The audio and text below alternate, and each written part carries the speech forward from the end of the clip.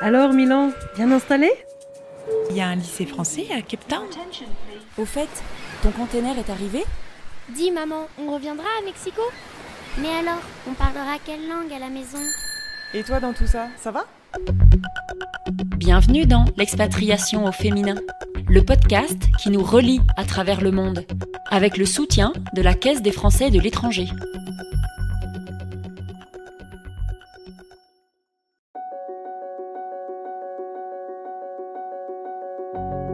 Nous, on a dû se marier avec Guillaume pour aller en Arabie Saoudite. On n'était pas mariés, enfin on avait 25 ans, tu vois, donc on n'avait pas le projet du tout de se marier au moment où sa boîte lui a proposé ça. Ça a été un peu déclencheur et puis ça a été un petit pari un peu sur nous deux. Hein. Mais tu vois, de temps en temps, dans les conversations avec les Saoudiennes, ils avaient du mal à comprendre, tu vois, le fait qu'on veuille prendre le temps, que pour nous, l'expatriation, c'était aussi un projet de couple avant d'avoir des enfants. Et tu sais, ils posaient des questions très intimes. Et pourquoi il y a un problème? Et tu sais, c'était presque désagréable. Alors, heureusement que j'avais pas de problème et que du coup, je répondais de façon franche. Mais je me disais, il y a quand même... ça, c'est quand même des choses qui sont... assez prenante, tu vois, dans ces pays-là. Et j'ai vu aussi, tu vois, des couples dans des détresses terribles de ne pas pouvoir avoir d'enfants, parfois des histoires d'enfants hors mariage, des histoires de contraception. Parce que là-bas, l'avortement est interdit, la contraception n'est pas bien acceptée, etc. Donc, il faut toujours passer par des moyens détournés. Et c'est vrai que quand tu travailles avec des femmes, pour des femmes, dans un milieu de femmes, dans un pays où le droit des femmes est quand même très mis à l'épreuve. Sur la fin, et pourtant au début j'ai fait un peu du low profil, hein, c'est un peu ce qu'on m'avait dit, tu fais un peu profil bas, tu ravales un peu tes pensées féministes, on va dire, tu vois, au bout de 2 ans, parfois c'est dur.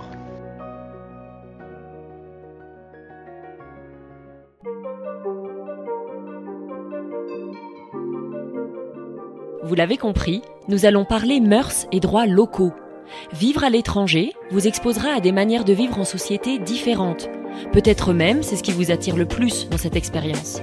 Dans cet épisode, nous vous invitons à réfléchir à vos propres valeurs, à la question de la place de la femme dans la société, à ses droits, et à l'impact que cela peut avoir sur vous, femme expatriée, dans votre vie quotidienne, dans vos valeurs. Dans la deuxième partie de ce podcast, Rachida Kassi, de la Caisse des Français de l'étranger, nous parlera de certains produits spécifiques que peut offrir la CFE, en particulier aux Émirats Arabes Unis et Thaïlande. Mais avant, je vais échanger avec Claire Aladel, qui vit à Dubaï et qui est coach de la Coach Academy d'Expat Communication, qui édite ce podcast. Bonjour Claire. Bonjour Amélie. Que penses-tu de ce témoignage de Marie-Solène, sage-femme en Arabie Saoudite, qui voit les droits des femmes remis en question? Alors, écoute, je trouve que ce témoignage, déjà, il est beau, il est vraiment touchant, parce que je trouve qu'on ressent bien, en fait, ce qu'on vit en tant qu'expatrié. Quand on arrive dans un nouveau pays et que tout d'un coup, on est immergé dans une nouvelle culture et que, potentiellement, on ne sait pas ce qui va nous arriver. C'est vrai que selon les pays, il n'y a pas notamment les droits des femmes ne sont pas les mêmes que ceux de notre pays et certains droits fondamentaux peuvent être remis en question. Donc, par exemple, comment on a le droit de s'habiller, est-ce qu'on a le droit de travailler, ça peut être aussi l'accès à l'IVG ou si on est homosexuel, est-ce que c'est légal dans ce pays?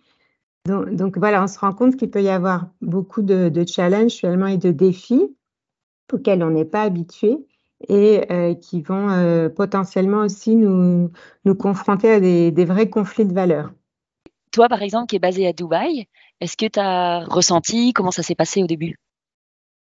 Oui, alors c'est vrai que je suis arrivée avec mes yeux d'occidentale aussi, hein, et peut-être avec certains stéréotypes en tête.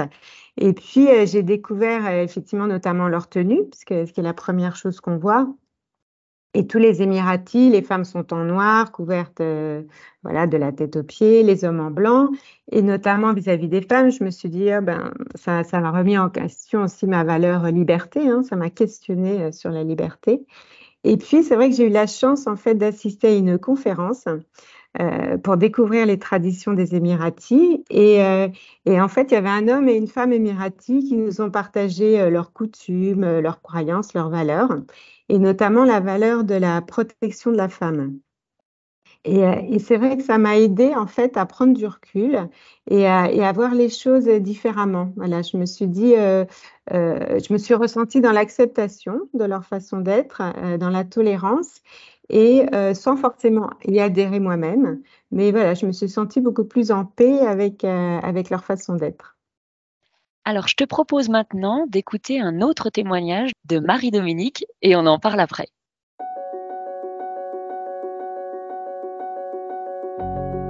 L'Arabie Saoudite, en fait, on a accepté, mon mari et moi, d'y aller et moi, mon avis, évidemment, était très important.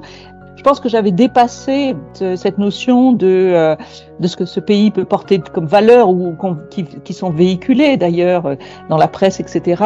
Et moi, mon envie de me rendre compte par moi-même. En fait, c'était ça aussi le moteur.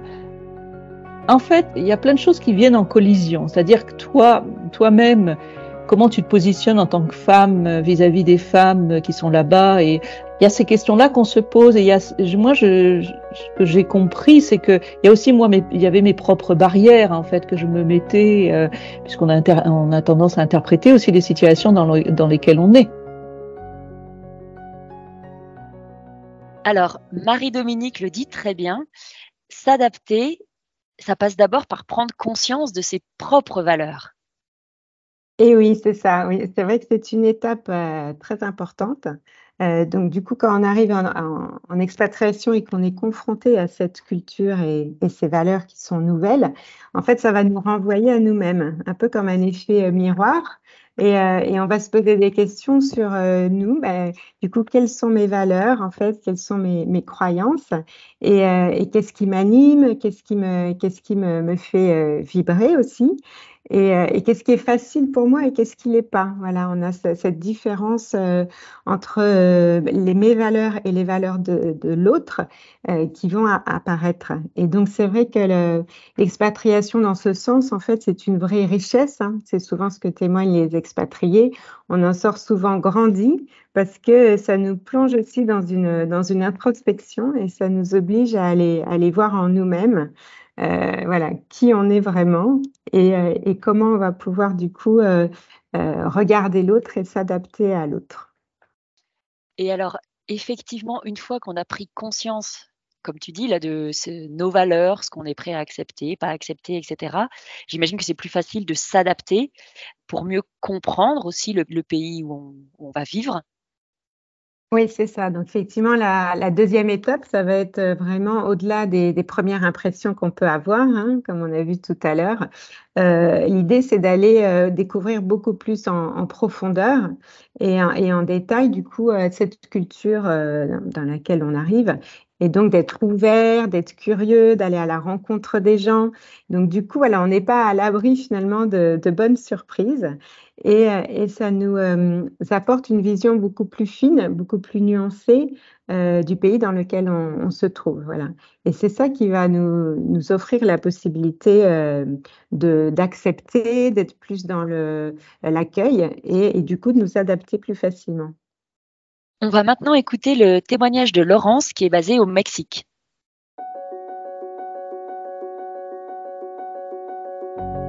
J'ai vécu une expérience bien différente et surtout dans une banque très très mexicaine, la deuxième du Mexique, où je n'ai pas du tout ressenti le machisme, moi personnellement, je veux dire. Et en fait, on m'a expliqué à ma sortie, après 5 ans et demi, que c'était dû au fait qu'on me voyait comme une extraterrestre. Donc j'ai parlé avec beaucoup de gens, parce que je disais, mais moi je n'ai jamais vécu de machisme, je parlais avec tous les directeurs, avec des gens très haut placés, on écoutait mon avis, on me laissait décider des choses, on me traitait très très bien.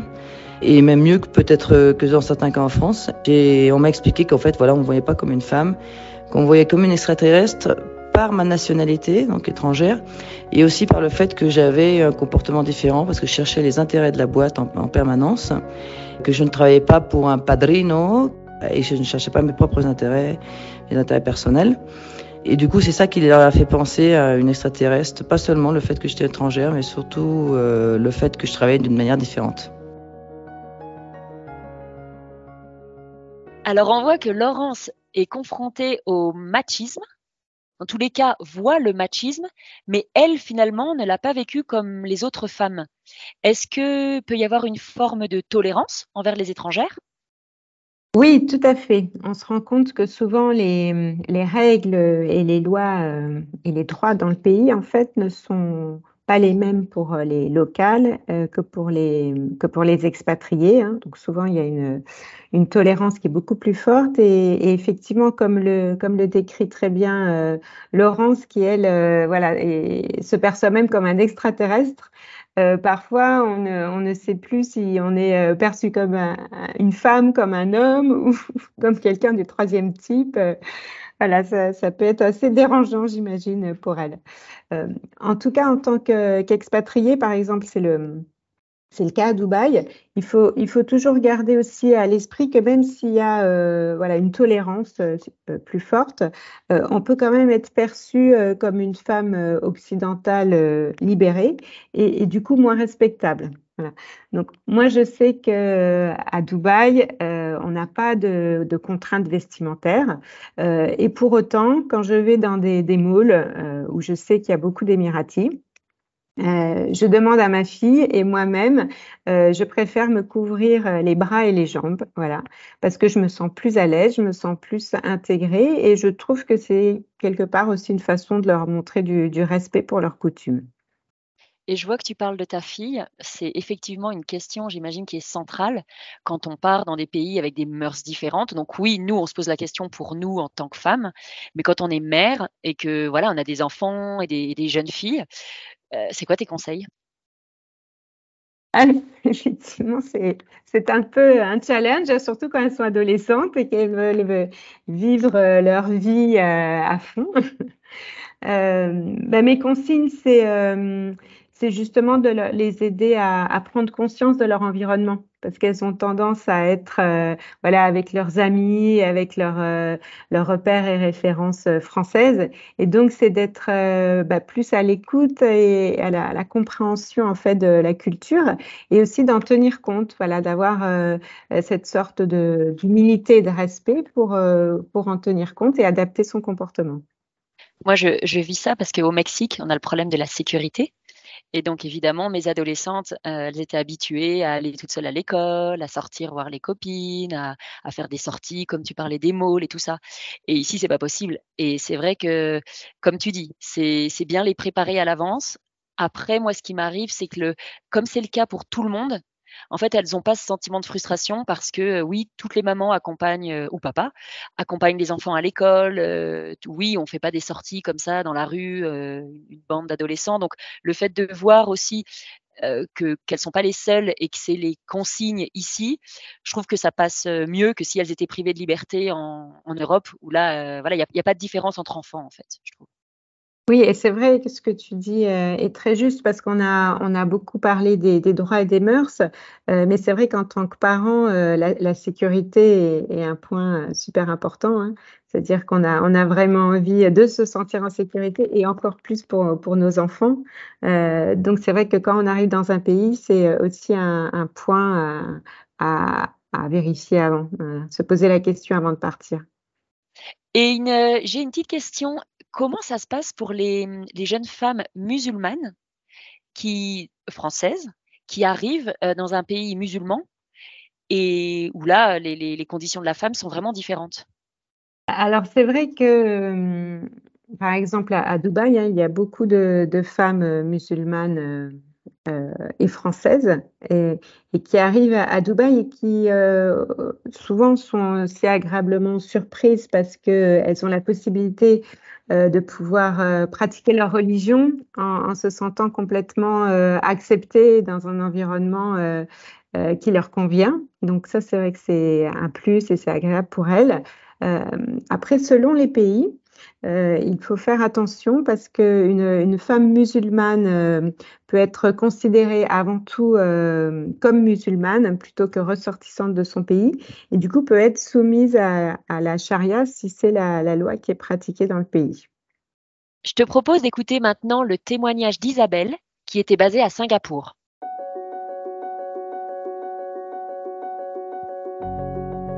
En fait, avant de demander si il y a un package école retour en France, formation, patati, patata, ce que vous avez écrit, c'est qu'effectivement, les mœurs, si t'es pas aligné, si effectivement tes idées en France sont, tu préfères Simone de Beauvoir, si sur Facebook, Insta, tu mets ça de façon publique, il est préférable qu'effectivement dans certains pays, tu mets du scotch. Et à voir effectivement si t'es aligné avec ça sur le fait de tu vas devoir te taire.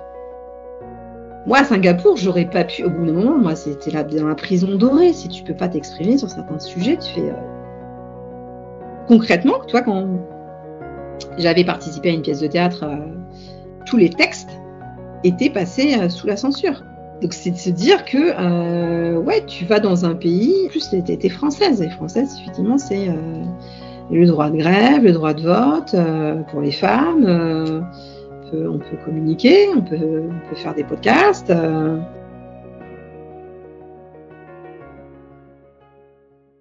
Alors, Isabelle, dans ce témoignage, parle de prison dorée. C'est important de connaître ses limites, son curseur d'acceptation? Oui, c'est tout à fait primordial parce que c'est vrai que selon les pays dans lesquels on arrive, on peut être confronté à des choses qui sont difficilement tolérables pour nous. Voilà, on le voit comme Isabelle le décrit bien, hein. Pour elle, par exemple, la liberté d'expression, c'est quelque chose de primordial et on peut le comprendre parce que voilà, par rapport à son métier, c'est difficile de passer outre. Donc, c'est vrai qu'il va falloir explorer et identifier qu'est-ce qui est acceptable pour moi et qu'est-ce qui l'est pas. Pour certaines, ça peut être le droit ou pas de travailler. Pour d'autres, la liberté de se déplacer, la liberté d'enseigner. Voilà, il peut y avoir beaucoup de facteurs qui font que on se sent libre ou pas dans le pays dans lequel on arrive. Et alors, nous, on a un cas particulier à Dubaï. Ces dernières années, on a vu beaucoup d'expatriés arriver de Singapour. C'est vrai qu'avec les restrictions de déplacement là, liées au Covid, beaucoup d'expatriés ne supportaient plus de vivre comme ça. Et donc, ils ont fait le choix de partir. Pour eux, il n'y avait pas d'autre solution que de partir. Donc, il faut être à l'écoute de soi-même et sentir quand est-ce que c'est tolérable ou quand est-ce que ça ne l'est plus. Et j'imagine également qu'il faut quand même penser, par exemple, en cas de séparation, bien se renseigner sur la loi du pays d'accueil. Oui, ça, on n'y pense pas toujours, hein, parce que c'est pas des sujets qu'on a envie d'aborder, mais effectivement, pensez à consulter voilà, un avocat ou un notaire avant votre départ, et puis de voir en cas de séparation ou de décès, quels sont les droits de la femme dans le pays dans lequel vous allez, vis-à-vis du patrimoine ou vis-à-vis de la garde d'enfants. Bon, et une note un peu plus positive, j'imagine que c'est très très important de partager avec d'autres expats.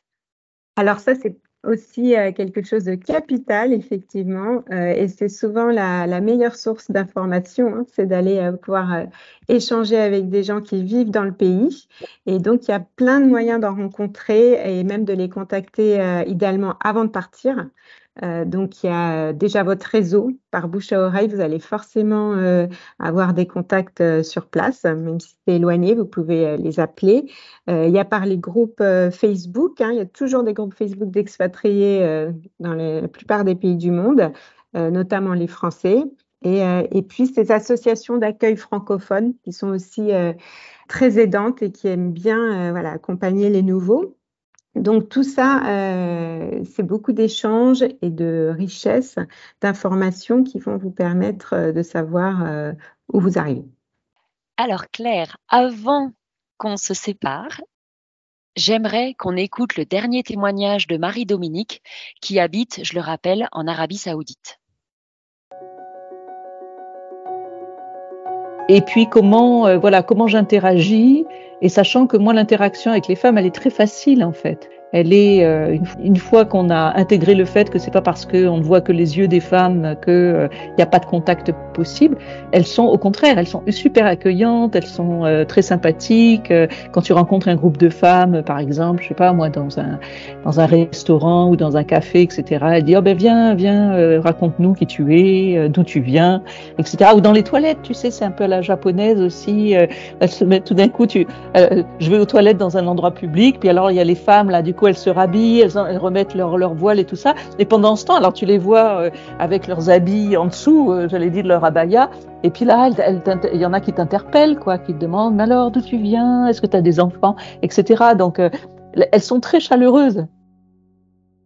Qu'est-ce que ça t'inspire, ces témoignages?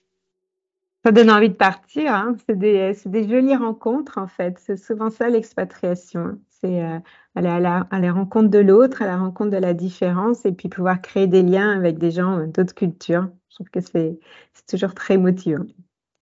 Merci Claire. Comment aimerais-tu finir ce podcast? Ton mot de la fin? Alors, mon mot de la fin, c'est pour toutes ces femmes qui s'apprêtent à partir, c'est voilà, penser, comme on a vu ensemble, à bien se préparer en recherchant plein d'informations pour pouvoir prendre une décision en toute conscience, voilà, faire un choix éclairé et se dire, je pars pour cette nouvelle aventure en sachant ce qui m'attend là-bas. Et puis une fois sur place, mon conseil, c'est de prendre le temps d'aller à la rencontre, voilà, de la culture de ce pays d'accueil pour aller plus en profondeur et dépasser nos éventuels stéréotypes. Et alors pour ça, je vous conseille une formation interculturelle qui peut vraiment vous accompagner, notamment celle d'Expat Communication. Elle est vraiment excellente pour appréhender avec beaucoup plus de finesse en fait la culture du pays dans lequel on arrive, et également pour vous aider à trouver des stratégies personnalisées pour savoir comment bien s'adapter et comment bien interagir avec les personnes qui vivent sur place. Merci beaucoup Claire. Au revoir Amélie et merci beaucoup pour tous ces échanges. Nous accueillons maintenant Rachida Kassi qui va nous expliquer comment la CFE peut nous aider. Bonjour Rachida. Bonjour Amélie. C'est un sujet assez sensible.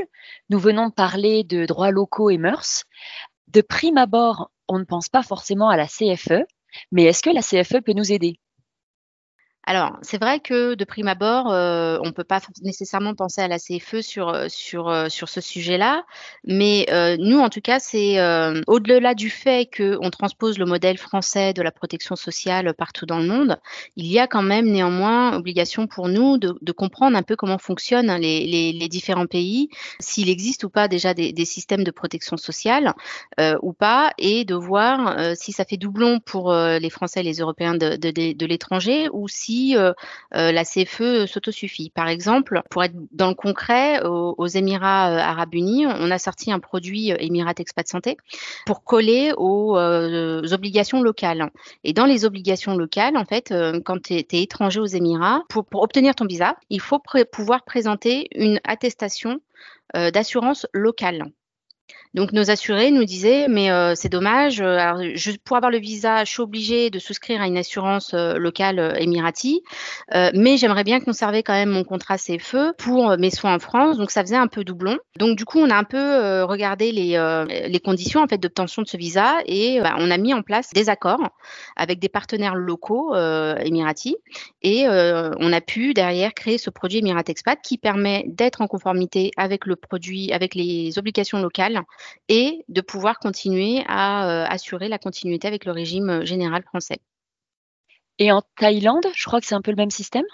Ouais, en Thaïlande, il y a quelques années, il y a peut-être juste avant Covid, je crois, c'était pareil, toute personne de plus de 70 ans devait pouvoir présenter une attestation locale d'assurance, sachant que à cette époque-là, aucune assurance locale ne couvrait au-delà de 70 ans des étrangers. Donc là, catastrophe, puisqu'on a quand même une forte population aussi d'assurés en Thaïlande qui nous ont fait part de cette problématique-là. Donc de manière très très rapide, et j'insiste, on a activé nos réseaux, nos partenaires, et on a pu monter grâce à April International et la société LGM une couverture qui puisse correspondre à justement toutes ces obligations locales et donc permettre à nos assurés de pouvoir continuer à rester en Thaïlande. Merci beaucoup Rachida.